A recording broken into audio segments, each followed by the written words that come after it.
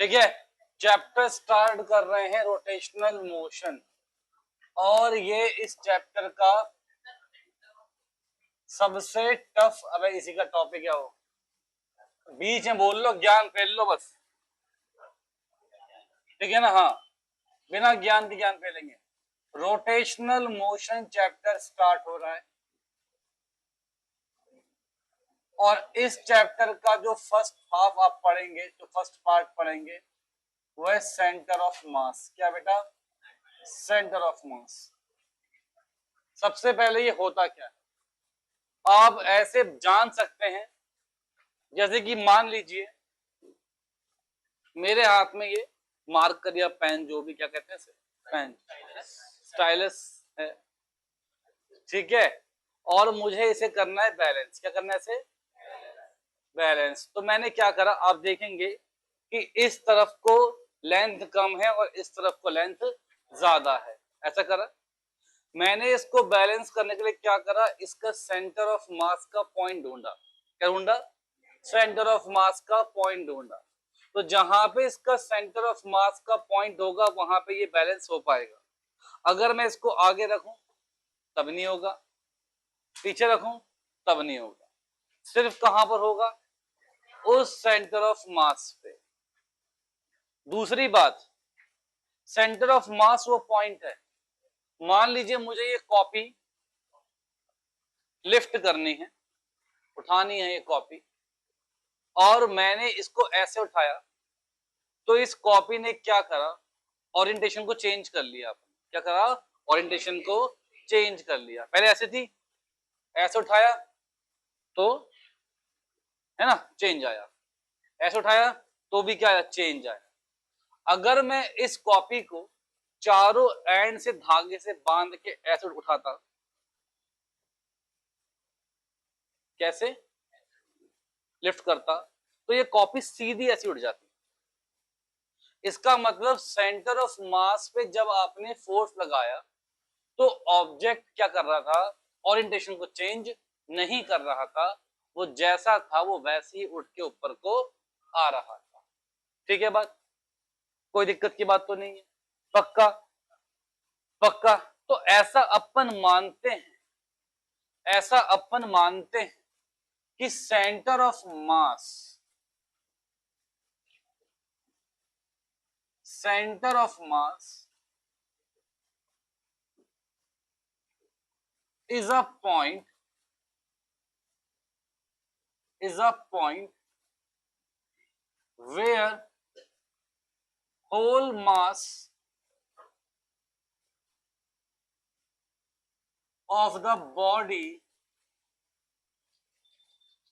of the body supposed to be concentrated. क्या बेटा? supposed to be concentrated। क्या लिखा हुआ है यहाँ पे? supposed to be, होती नहीं है बेटा। क्या कहा उसने? supposed to be concentrated। ठीक है, अगर देखिए मैं जैसे यहाँ पे गया तो मैंने सिर्फ इतने हिस्से के मास से फोर्स लगा लिया, यहाँ पे गया तो इतने हिस्से के मास। जब मैंने यहाँ से उठाया तो मैंने क्या माना कि पूरे मास पे एक साथ क्या लग गया? फोर्स लग गया। तो हमने इसलिए कहा where whole mass of body is suppose to be concentrated to describe a translatory motion, to describe a translatory motion. फिर दिखाओ मुझे। मतलब कि आप समझें, अगर जैसे कोई ऑब्जेक्ट आप ऐसे उठाएंगे तो यहाँ पे दो मोशन हो रहे हैं, एक तो अपवर्ड भी गया ट्रांसलेटरी मोशन, और एक क्या हुआ? इसका ओरिएंटेशन चेंज हुआ। अब जब मैंने ऐसे उठाया तो बीच में उठाया, ऐसे उठाया, तो क्या हुआ? सिर्फ एक ही मोशन हुआ। कौन सा मोशन? Translatory motion. कौन सा मोशन? Translatory motion. तो हम बोल रहे हैं centre of mass is a point where whole mass of the body supposed to be concentrated। ठीक है बेटा? अब मैथमेटिकली या सॉल्व करने के लिए इससे भी अच्छी डेफिनेशन होती है, point about which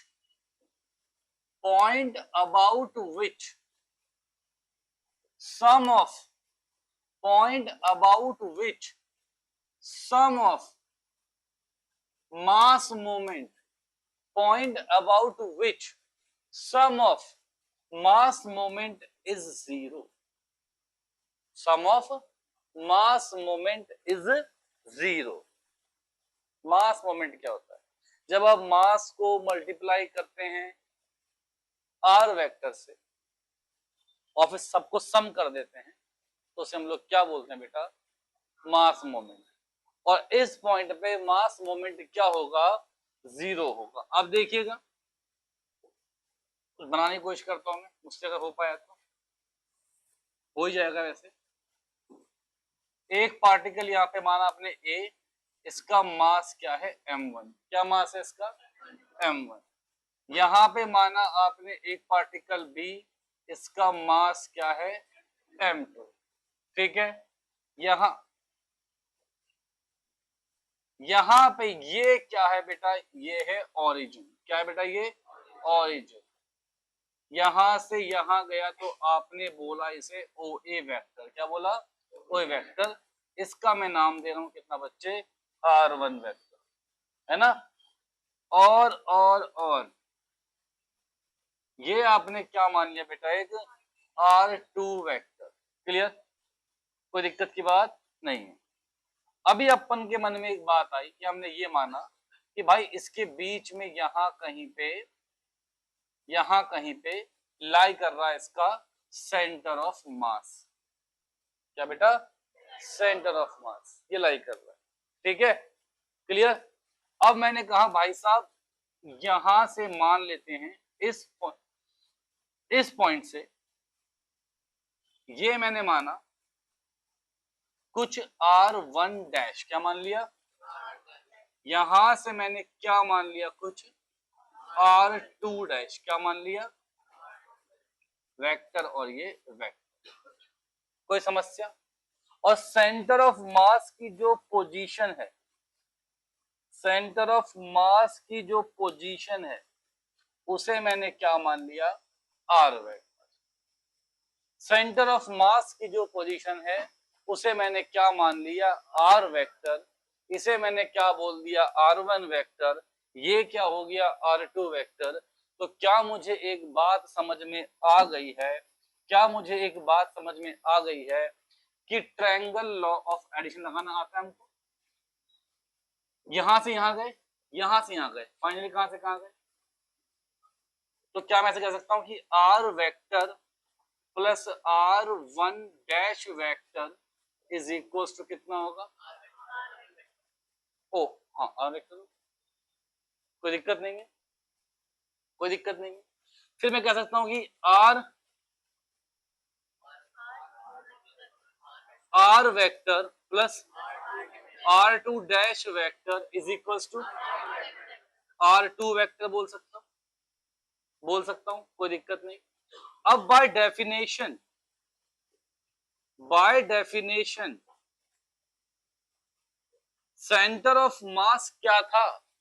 where mass moment sum is zero.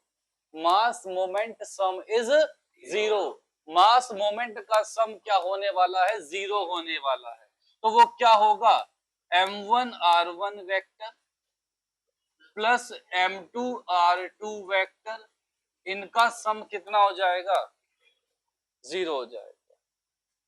Sorry, r dash and r2 dash. जहां से सेंटर ऑफ मास है वहां से कितना है? सेंटर ऑफ मास से बात कर रहा हूं ना, तो क्या होगा? m1 r1 dash, m2 r2 dash. ये किसके है? बाय डेफिनेशन ऑफ किसकी बेटा? सेंटर ऑफ मास।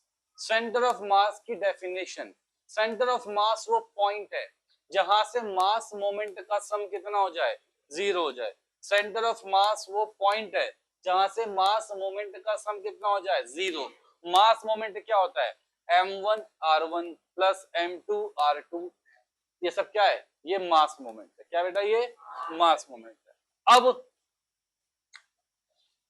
मतलब पोजीशन को आपने m से मल्टीप्लाई करके ऐड करा, वो लिखा, इसे क्या कहते हैं? मास मोमेंट। ठीक है। अभी क्या मैं यहां से कह सकता था कि r1 dash vector is equal to कितना आ गया, r1 vector minus r vector. यहां से क्या मैं कह सकता था कि r2 डैश वेक्टर कितना आएगा, r2 वेक्टर माइनस r। बहुत टफ चैप्टर है, मतलब मुझसे नहीं पढ़ा तो, क्योंकि इसमें अब मैं बहुत समय लेने वाला हूँ, बहुत समय, पूरा अगस्त लगा दूंगा मैं इसमें। सितंबर में आपका एग्जाम हो ना हो मुझे टेंशन नहीं है, तुम टेंशन मत लो, तुम रिवाइज करो, तुम पढ़ो, पढ़ा दिया है, रिवाइज तुम करोगे, मैं नहीं कराऊंगा, समय बहुत कम था, इतना कोर्स कर लिया, इतने क्वेश्चंस कर लिया, ये बड़ी बात है, इतने क्वेश्चंस नहीं हो पाते बनना, ठीक है। खुद रिवाइज करेंगे, खुद पढ़ेंगे। अभी इस चैप्टर में अगर मैंने समय नहीं लिया तो ये गोली तरह ऊपर से निकल जाएगा, और चैप्टर बड़ा बहुत है। चैप्टर जो नेक्स्ट है आपका वो छोटा चैप्टर है, जल्दी हो जाएगा, 2 क्लास में, सैटरडे संडे खत्म। ये चैप्टर समय लेगा और चैप्टर टफ भी, सही है। अब समझेंगे बात को। तो अब मैं क्या करूंगा, क्या मैं r1 डैश की वैल्यू पुट कर दूं, क्या वैल्यू पुट कर दूं यहाँ पे, देखो क्या होगा, m1 कितना बेटा, r1 वेक्टर माइनस फिर प्लस m2 कितना बेटा, r2 वेक्टर माइनस बराबर 0। अब क्या मैं लिख दूं ऐसे, m1 r1 vector minus m1 r vector फिर m2 r2 vector minus m2 बराबर 0 लिख दूं। क्या ये सब वहां जाके सम हो जाएगा, तो m1 r1 vector plus m2 r2 vector क्या equal to m1 plus m2 r vector हो जाएगा। क्या r vector equals to m1 r1 vector plus m2 r2 vector upon में क्या हो जाएगा, m1 प्लस m2। आप अगर थोड़ा गौर से देखें तो मैंने ये r वेक्टर क्या माना था, सेंटर ऑफ मास की पोजीशन कहां से, ओरिजिन। तो ये आपको मिल चुका है फॉर्मूला, क्या मिल चुका है, formula, formula for centre of mass, centre of मास का ये फॉर्मूला आपको मिल चुका है, ठीक है। अभी इस फॉर्मूले को अप्लाई करेंगे, टेंशन बिल्कुल नहीं लेंगे, हमें ये आना तय है। अगर मुझे सुनोगे तो ऐसा कोई बच्चा नहीं है बैच में तो समझ में नहीं आएगा, मोबाइल देखोगे, टाइम पास हो, तुम्हारी मर्जी है, जो करना वो कर, ठीक है, छूट पूरी है मेरी तरफ से। सवाल पहला इस टॉपिक का, ठीक है, मास है, मास m1 मान लीजिए 5 kg है, और जो पोजीशन है इसकी वो है 5i cap plus 2j cap plus 3k cap, clear. फिर आपके पास एक मास m2 है 10 kg का मान लीजिए, इसकी पोजीशन है r2 vector equal to 3i cap minus j cap plus k cap, ऐसा मान लीजिए। क्या कहता है आपसे, ये आपसे कहता है कि फाइंड सेंटर ऑफ मास, क्या कहता है, find centre of mass, find centre of मास। तो भाई लोगों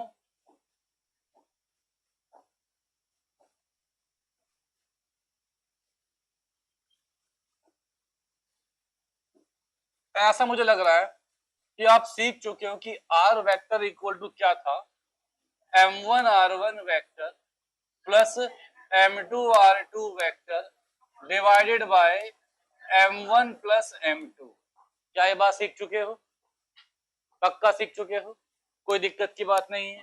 तो क्या मैं यहाँ पे कह सकता हूं m1 कितना है 5, r1 कितना 5i cap plus 2j cap plus 3k cap plus कितना बेटा, फिर m2 r2 वेक्टर, क्या बेटा कितना है बेटा, m2 10, r2 vector 3i cap minus j cap plus के कैप डिवाइडेड बाय 5 प्लस 10 लगा दिया फॉर्मूला मैंने, m1 r1 vector plus m2 r2 vector divided by m1 plus m2। ठीक है बच्चे, क्या बात है बेटा, बहुत ही बढ़िया।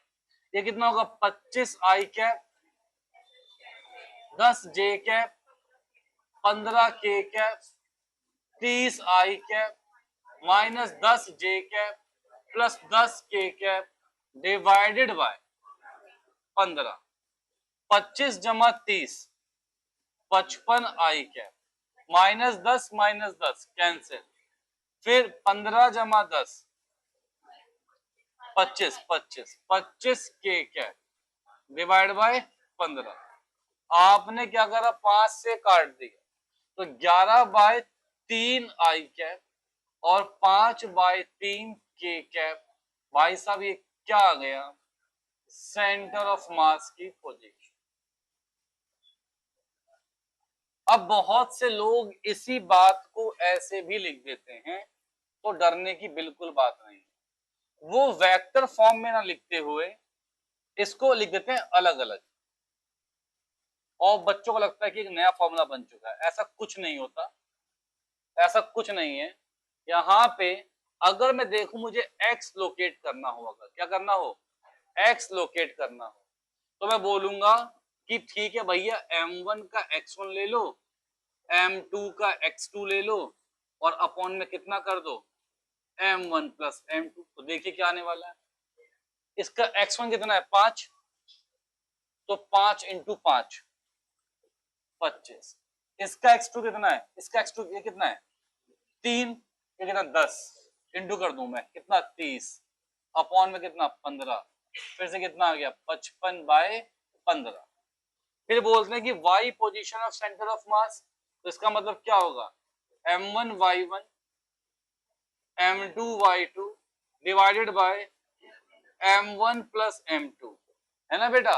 अब बात करें m1 y1, ये रहा m1 ये रहा y1, कितना हो गया 10, फिर प्लस m2 y2, ये रहा m2 ये रहा y2, तो कितना माइनस 10 अपॉन में 15, फिर से ये कितना आ गया 0। अगर मैं बात करूं z पॉइंट की, इसकी सेंटर ऑफ मास की, तो फिर कितना होगा m1 z1, क्या होगा बेटा, तो कितना 5 into 3 plus m2 z2 plus 10 into 1 divide by कितना बेटा 15, तो 25 बाय 15। क्या सेम ही आ रहा है ना, सेम ही आ रहा है। तो कहीं पे कोऑर्डिनेट्स की फॉर्म में लिखा हो तो डरने की बात बिल्कुल भी नहीं है, बिल्कुल भी नहीं है। आप वेक्टर फॉर्म में लिख लो या आप ऐसे लिख लो, बात तो एक ही है। सब बच्चे से नोट कर लें प्लीज।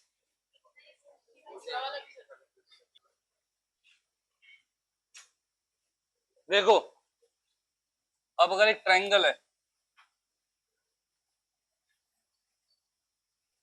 अगर एक ट्रायंगल है और इस ट्रायंगल के तीनों एंड पे आपने मास रखा हुआ है, एक यहाँ पे मास है m1, यहाँ पे मास है m2 और यहाँ पे मास है m3।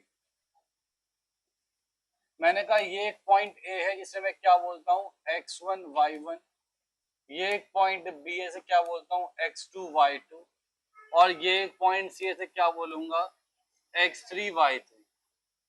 ये 3 पॉइंट्स हैं, ये क्या है 3 पॉइंट्स, ठीक है। मैंने इन 3 पॉइंट्स पे मास रखा हुआ है, मैंने इन 3 पॉइंट्स पे मास रखा हुआ है, ठीक है। तो अब मुझे कोई कह दे कि भाई साहब बताएं सेंटर ऑफ मास की पोजीशन, तो पहले तो x का कोऑर्डिनेट निकालूंगा, क्या होगा वो m1 x1 plus m2 x2 plus m3 x3 divided by m1 plus m2 plus m3। सबको बात समझ में आ गई। मैंने अगर बोला कि मुझे सेंटर ऑफ मास निकालना है y का, तो अब कितना होगा बेटा m1 y1 plus m2 y2 plus m3y3 divided by कितना बच्चों, m1 plus m2 plus m3। क्या ये बात सबको समझ में आती है? कोई दिक्कत की बात नहीं। अब इसी के बेस पे क्वेश्चन बन के आता है, if three identical mass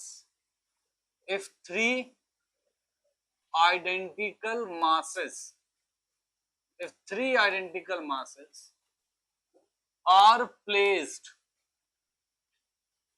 at vertex, if three identical masses are placed at vertex of an triangle, of a triangle, ठीक है ना, of a triangle, then show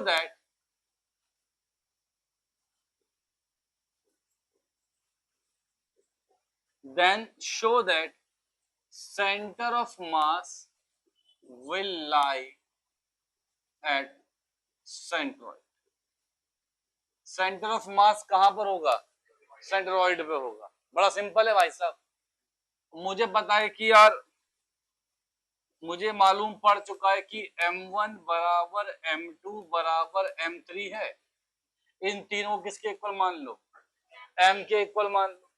अब अगर मुझे x निकालना है सेंटर ऑफ मास का, तो मैं लिखूंगा mx1 plus mx2 plus mx3 upon में m प्लस m। भाई साहब तो ये सही मैं क्या बोल दूंगा, मैंने ऊपर से m कॉमन ले लिया, यहाँ बचा x1 plus x2 plus x3 upon में कितना है 3m, इसे इससे काट दो तो x1 plus x2 plus x3 by 3। इसे हम क्या, ये होता क्या है? सेंट्रॉइड होता है। क्या होता है ये? सेंट्रॉइड होता है। अगर कोई मुझसे कह दे कि y निकालो सेंटर ऑफ मास का, तो फिर मैं क्या, हाँ बस कुछ नहीं, m अपॉन में 3m, फिर से y1 plus y2 plus y3, m से m गया तो कितना हो गया बेटा?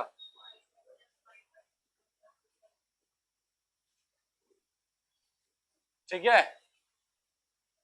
मान लीजिए, हाँ सेंटर ऑफ मास बीच में आएगा ना। मुझे अगर एक ट्रायंगल को लिफ्ट करना है, आप इमेजिन करें, तो मैं यहां से यहां थ्रेड मान दूंगा, वो सारे मीडियन का हाफ ही तो होगा, मीडियन तो होगा, 30 से मीडियन आएंगे तो खींच दो, वो पॉइंट क्या होता है? सेंट्रॉइड। अगर बिल्कुल बीच से खींच दिया तो यहां वाला मास टिल्ट हो जाएगा ऐसे, या फिर ऊपर आ जाएगा, क्योंकि इस तरफ दो मास है, उस तरफ क्या है? एक मास, तो बैलेंसिंग नहीं बैठ पाएगी।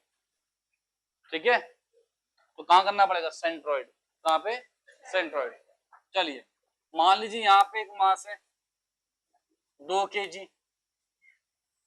ये दूरी है 3 मीटर। मान लीजिए यहाँ पे एक मास है 5 kg, ये दूरी कितनी है? ये दूरी है 4 मीटर। मैं कहता हूं फाइंड करो सेंटर ऑफ मास। क्या फाइंड करो? तो ऑब्वियस सी बात है x भी आएगा और y भी आएगा, दोनों ही निकालने पड़ेंगे। यहाँ पे अगर मैंने इसे पॉइंट A माना तो इसके कोऑर्डिनेट्स कितने होंगे? 0 3 होंगे कि नहीं होंगे?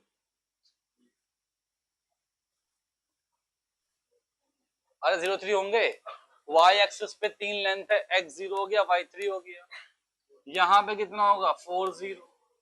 तो भाई साहब इसको क्या बोल दो? x1 y1। यहाँ पे क्या बोल दो? x2 y2। समझ पा रहे हो बात, है ना? तो भाई साहब कोई बोले सेंटर ऑफ मास निकालना है, x की पोजीशन निकालनी है, तो 2 वाला मास है x1 पे, तो 2 गुणा 0 प्लस 5 गुणा 4 अपॉन में कितना मास है? 2 जमा 5, कितना आ गया भाई साहब? 20/7 आया x का कोऑर्डिनेट। किसका कोऑर्डिनेट? x का कोऑर्डिनेट। अगर मैं बात करता y ऑफ सेंटर ऑफ मास, तो भाई बड़ा सिंपल है भाई साहब, इस 2 kg मास का y1, तो 2 गुणा 3 प्लस इस 5 kg मास का 0 प्लस 5 इंटू 0 अपॉन में कितना बेटा 2 प्लस 5, तो 6 हो गया 6/5, तो जो अबे यार 6/7, 2 प्लस 5 5, वाह, है ना। तो सेंटर ऑफ मास क्या आ गया, सेंटर ऑफ मास क्या आ गया 20/7। अभी आप सब ध्यान रखना, मैं आज जो भी कर रहा हूं ये सब कुछ डिस्क्रीट मासेस के लिए, किसके लिए, डिस्क्रीट मास क्या होते हैं, व्हाट इज डिस्क्रीट मास, जहां पे मास क्या होते हैं अलग अलग डिस्ट्रीब्यूट किए हुए होते हैं, नहीं समझे, पक्का समझ गए ना, है ना, जहां मास क्या कर रखे हैं अलग अलग, जैसे एक मास ये रहा, एक मास ये रहा, एक मास ये रहा। अगर मैं रॉड ले लूं पूरी तो वो होता है कंटिन्यूअस मास, क्या होता है, समझो जैसे कि ये रहा,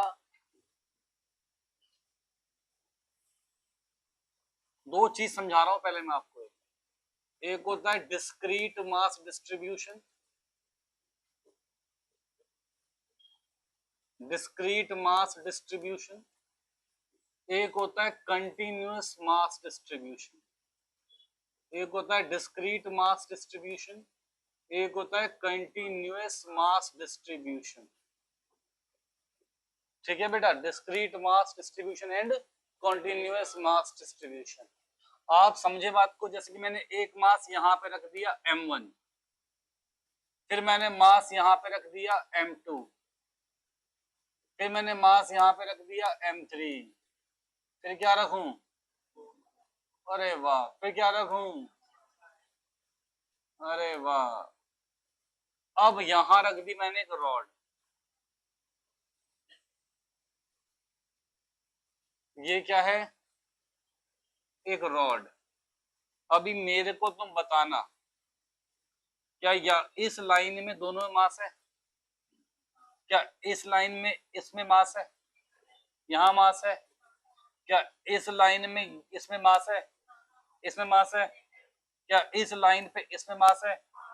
तो कंटिन्यूअस का मतलब होता है कि आप कोई भी पॉइंट चेक कर लो, कहीं भी चेक कर लो, हर जगह क्या है मास, कितनी पास हो, कितना छोटा पॉइंट हो, कहीं पर भी। डिस्क्रीट में क्या होता है कि बीच बीच में ऐसे गैप आते हैं, यहाँ पे मास नहीं होता। तो अब मैं बता दूं, जब आप डिस्क्रीट की बात करते हो तो आप ऐसे लिखते हो सेंटर ऑफ मास के लिए,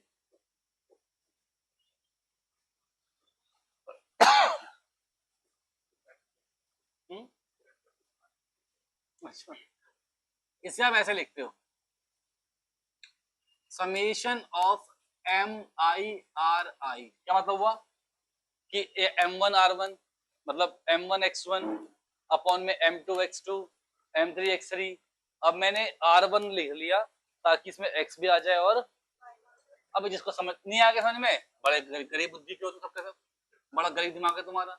M1X1 plus M2X2 plus M3X3 upon में M1 चलता रहे ऐसी, तो M1 plus M2 plus M3। ये बात पल्ले पड़ गई तुम्हें, ये पल्ले पड़ गई, पर ये तुम्हें ये पल्ले नहीं पड़ी कि लिख दूं समेशन MI XI अपॉन में सम ऑफ ऑल मास, ये पल्ले नहीं पड़ी। आई की वैल्यू एक बार 1 है, एक बार 2 है, एक बार 3 है, तो मैं लिख देता हूं यहाँ पे कि आई की वैल्यू 1 से लेके कहां तक है, अभी ठीक है, अभी पल्ले पड़ रही है तुम्हें। अब तुमने 10th में स्टैट्स नहीं पढ़ी है गरीबों,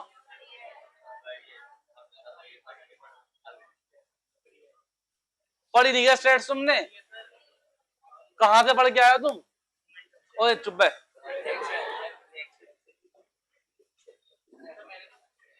तुमने पढ़ा हुआ है ना, तो ये बात नहीं कर रहा, अच्छा नहीं पढ़ा।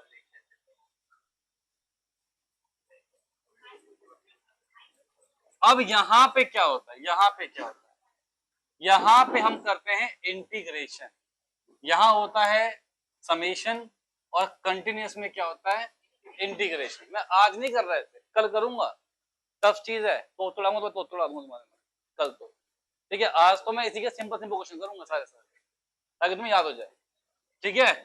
तो इंटीग्रेशन ऑफ डीएम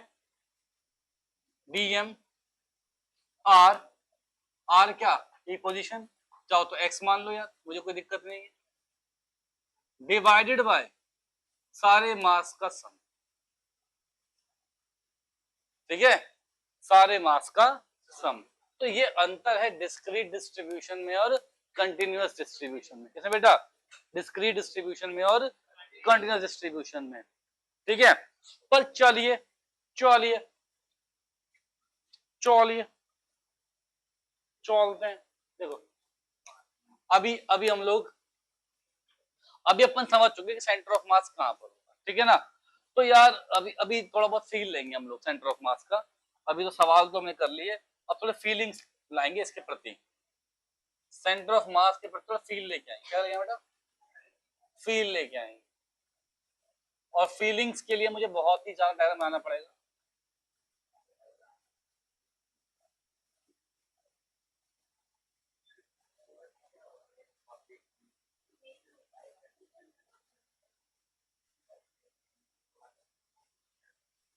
बेटा बहस मत करो, बिल्कुल मत करो, बिल्कुल मैं बोलूं, मैं बता रहा हूँ, मैं चांटे मार सकता हूँ गाल पे। हैं क्या कह रहे हो? हाँ,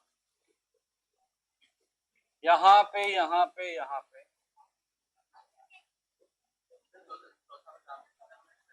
नहीं नहीं, वो सब सेम ही है, वो मुझसे बन गया।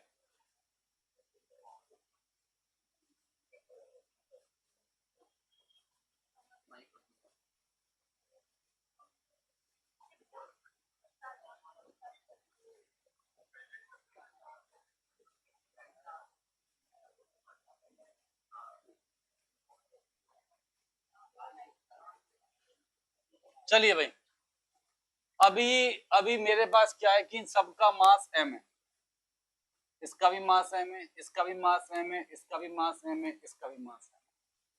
अभी ना मेरे को ना एक बात समझ में आती है कि तुम्हारे अंदर इतना कॉमन सेंस शायद हो सकता, शायद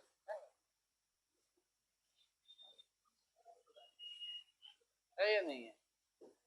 नहीं है। तुम में कॉमन सेंस नहीं है, मैं तुम्हें पहले बताऊंगा सवाल से, तुम मुझे पूछोगे मुझसे, मुझे गुस्सा आ जाएगा, मैं पहले कर देता हूँ, है ना। बच्चे ये कुछ ही पूछ सकते हैं, कोई बड़ी बात नहीं, अभी बोल दें आपकी नाभि क्या मास, सेंटर ऑफ मास, यदि पूरी बॉडी सेंटर ऑफ मास। ये क्या होता है? क्या होता है, क्या कह रहा है?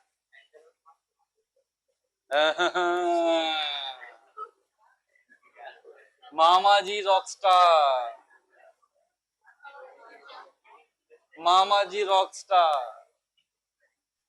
देखो देखो देखो देखो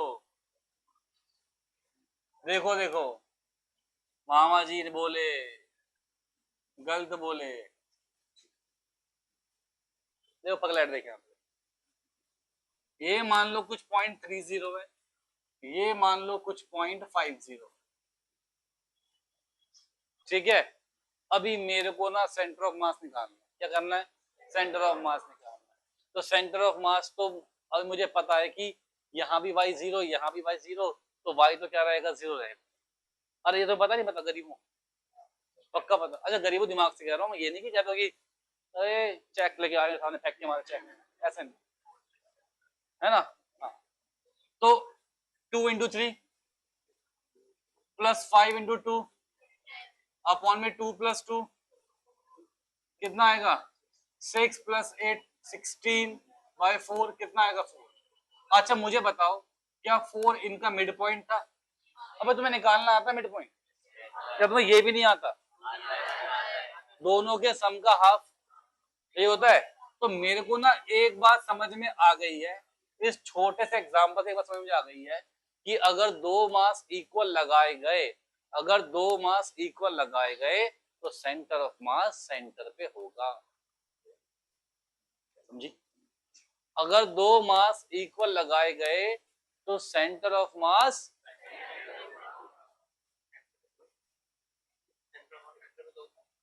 सेंटर ऑफ मास सेंटर पे होता है। मैं कहा ना गरीब है दिमाग से, सारे दिमाग से करीब। मैंने पहले भी कहा था, where whole mass is suppose to be concentrated, मैंने कभी, फिर तुम लिखता ही क्यों सेंटर ऑफ मास, सेंटर, चलो खत्म, फिर निकालना ही क्यों था है बेटा, तू है होशियार, बाकी सब बेवकूफ हैं, समझ रहे तू, ये बाकी सब नालायक बुद्धू पता नहीं कहां से पल्ले पड़ गए। देखो जफर सुपारी,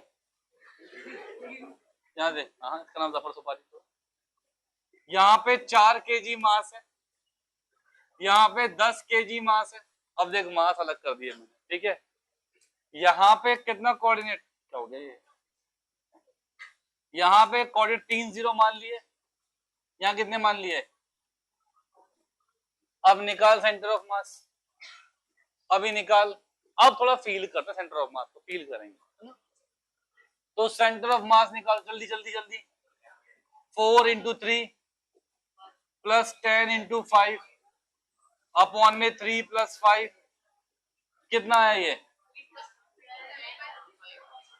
12 + 15 27/8, यही तो आएगा, चेक करा था मैंने, जोड़ दिया 12 62/8, तो कुछ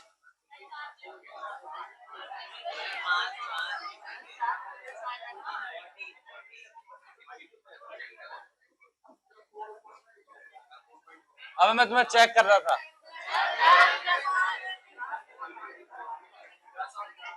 अरे यार मैंने ये जोड़ दिया यार, रुक जाओ, हल्ला मत करो, शांत, ये आ गया सबको, ये आ गया, तो क्या हो जाएगा, पल्ले पड़ रहा है तुझे तो खत्म हो जाएगा, 12 + 50,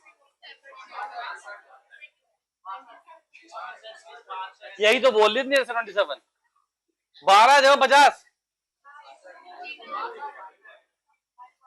अपॉन में कितना, डिवाइड को कितना आ गया, अब देखो पहले सेंटर ऑफ मास कहां पे था, अब कहां पर आ गया, मतलब कहां कुछ 4 पॉइंट समथिंग पे आ गया, ठीक है 4 पॉइंट समथिंग, तो सेंटर ऑफ मास को शिफ्ट हो गया, क्या हो गया, शिफ्ट, कहां की तरफ को, हैवी की तरफ, कहां की तरफ को, तो मैंने जब ये क्या कहते हैं स्टाइलस, जब मैंने ये पकड़ा तो मैंने जब इसको मैंने सेंटर रखने की कोशिश करी, बिल्कुल नहीं हो पाया, क्योंकि इसके कोने पे मास क्या ज्यादा है, यहाँ मास क्या है, तो शेप बिगड़ी हुई ना इसकी, ठीक है ना, तो मैंने क्या करा, मैंने इसका ढूंढा पॉइंट जहां हो जाए बैलेंस, तो जहां ये देखो मुझे, जहां ये बैलेंस हो रहा है, जहां ये बैलेंस हो रहा है, वो पॉइंट जो है, एक मिनट रुक जाओ बेटा, करने दो मुझे बैलेंस, हाँ अब देखेंगे, वो जो पॉइंट है वो थोड़ा बैक साइड को है ना, क्यों, क्योंकि यहाँ को हैवी है, मास ज्यादा, तो जहां पे मास ज्यादा होगा सेंटर ऑफ मास, तो मैं कह सकता हूं कि अगर दोनों तरफ मास सेम लगे हैं, अरे सुन,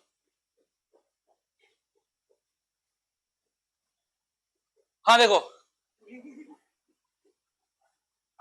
अभी स्टेप बाय स्टेप, पहला स्टेप, ये सारे मास लगे हुए हैं, पहला स्टेप, ये सारे मास लगे हुए हैं, तो सेंटर ऑफ मास, इसको ये मैंने ऐसे मान लिया कि ये क्वाड्रेंट है, क्या है ये, क्या है ये, मेरे को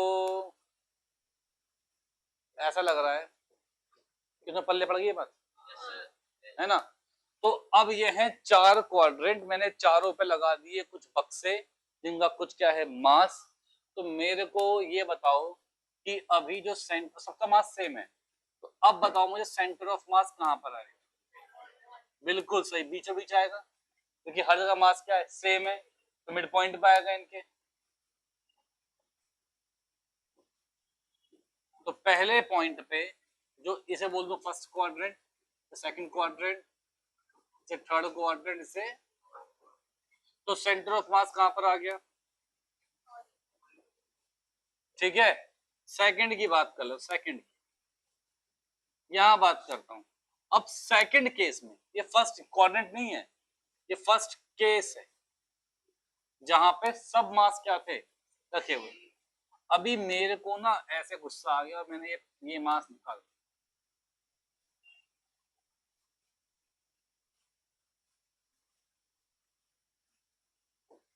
मैंने ये मास निकाल दिया, समझे मैंने क्यों बनाया 4 बक्से अलग, है ना, दूर सोच सकता हूँ, ठीक है ये। हाँ, तो ये मैंने मास हटा दिया। अभी समस्या आ गई, तो अब सेंटर ऑफ मास क्या होगा। अब सेकंड केस, अब इस केस में सेंटर ऑफ मास शिफ्ट होगा। मैं आपसे कोई एग्जैक्ट लोकेशन नहीं पूछ रहा, मैं आप पूछा, बताओ मुझे सेंटर ऑफ मास किस क्वाड्रेंट में आ जाएगा। मुझे बात समझ में आ गई। यहाँ पे सिमेट्री है, तो इसके तो बीच मास आ गया, इसकी सिमेट्री उड़ा दी, तो इसका मतलब अब सेंटर ऑफ मास कहीं शिफ्टेड टू थर्ड क्वाड्रेंट।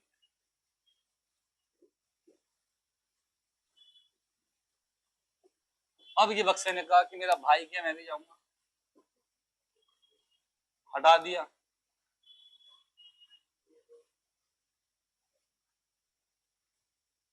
अब है थर्ड केस, अब है थर्ड केस, तो मुझे बताओ अब सेंटर ऑफ मास कहां शिफ्ट हो जाएगा। पॉइंट ऑन वाई एक्सेस, कौन सा y axis, point on y axis, इधर आओ, हैं मुंह से निकलती बातें और कहां से निकलती हैं।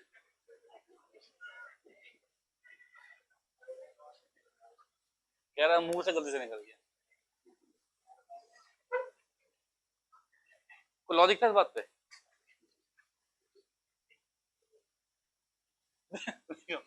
अभी वाई एक्सिस पे नहीं आएगा, एक्स पे सिमेट्री ऊपर नीचे, तो कहां पे आ जाएगा, वाह बेटा थर्ड केस में नेगेटिव एक्स एक्सिस पे, कहां बेटा, नेगेटिव एक्स एक्सिस पे सेंटर ऑफ मास क्या हो गया, सेंटर ऑफ मास शिफ्ट हो गया। मेरी बात समझे। फिर मेरे को लगा कि यार जब इस सबौत को निकाल दिया है तो इसको भी निकाल देता हूं,